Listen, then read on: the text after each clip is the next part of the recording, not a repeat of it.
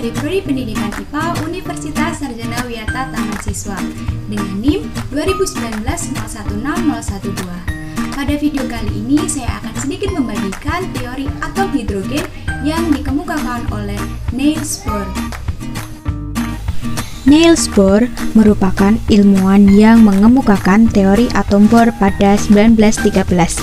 Teori ini berawal dari keraguannya terhadap teori atom yang dikembangkan oleh Rutherford.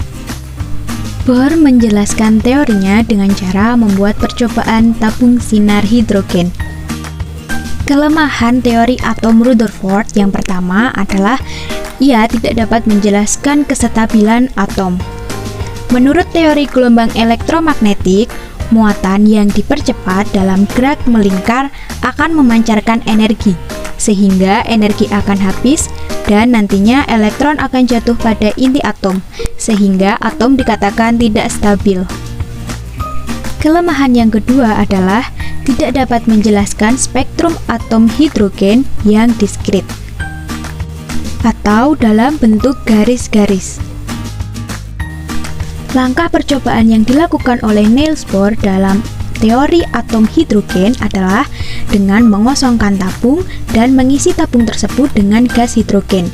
Kemudian ujung kawat diberi katoda yang diberi aliran listrik.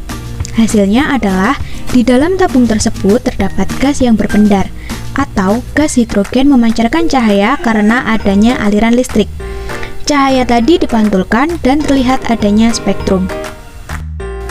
Setelah Niels Bohr melakukan percobaannya, maka ia menyimpulkan bahwa hasil temuan Rutherford itu benar, bahwa inti atom dikelilingi elektron. Namun, gambaran atom yang dikemukakan oleh Rutherford salah atau keliru menurut Niels Bohr. Postulat teori atom yang dikemukakan oleh Niels Bohr yang pertama adalah setiap elektron memiliki lintasan dan energi tertentu. Elektron yang bergerak pada setiap orbit tidak meradiasikan energinya. Elektron hanya akan meradiasikan energinya saat ia berpindah dari orbit yang nilainya lebih tinggi ke orbit yang lebih rendah. Radiasi ini dipancarkan dalam bentuk foton yang memiliki energi. Hf sama dengan E1 min E2. E1 merupakan energi yang lebih tinggi dan E2 adalah energi yang lebih rendah.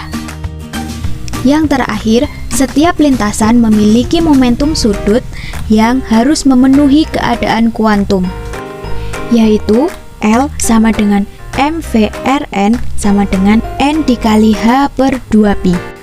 Dengan L adalah momentum sudut, M adalah massa atom, V adalah kecepatan elektron, Rn adalah jari-jari orbit ke N adalah bilangan kuantum utama, dan H adalah tetapan Planck. Pada kasus ini, atom hidrogen memiliki spektrum cahaya yang bergantung pada energi pada setiap kulit, di mana ada N sama dengan 1, N sama dengan 2, N sama dengan 3, dan seterusnya. Energi-energi yang dipancarkan pada setiap orbit memiliki panjang gelombang yang memenuhi persamaan Rydberg, di mana 1 per lambda sama dengan R kali 1 per N1 kuadrat min 1 per N2 kuadrat. Dari persamaan tersebut, lambda adalah panjang gelombang, R adalah skala Rydberg, N1 kuadrat adalah bilangan kuantum dengan energi tinggi, N2 kuadrat adalah bilangan kuantum dengan energi rendah. Macam-macam deret spektrum atom hidrogen pada keadaan N1 terjadi saat N1 sama dengan 1, N2 sama dengan 2, 3, 4, dan seterusnya, maka disebut dengan deret Lyman. Ketika N1 sama dengan 2, N2 sama dengan 3, 4, 5, dan seterusnya, maka disebut dengan deret Balmer. Ketika N1 sama dengan 3, N2 sama dengan 4, 5, 6, dan seterusnya, maka disebut dengan deret Paschen. Ketika N1 sama dengan 4 dan N2 sama dengan 5, 6, 7, dan seterusnya, maka disebut dengan skala Brackett. Di saat N1 sama dengan 5, N2 sama dengan 6, 7, 8, dan seterusnya, maka disebut dengan deret Van. Cukup sekian video dari saya, semoga bermanfaat bagi teman-teman. Kurang lebihnya saya mohon maaf.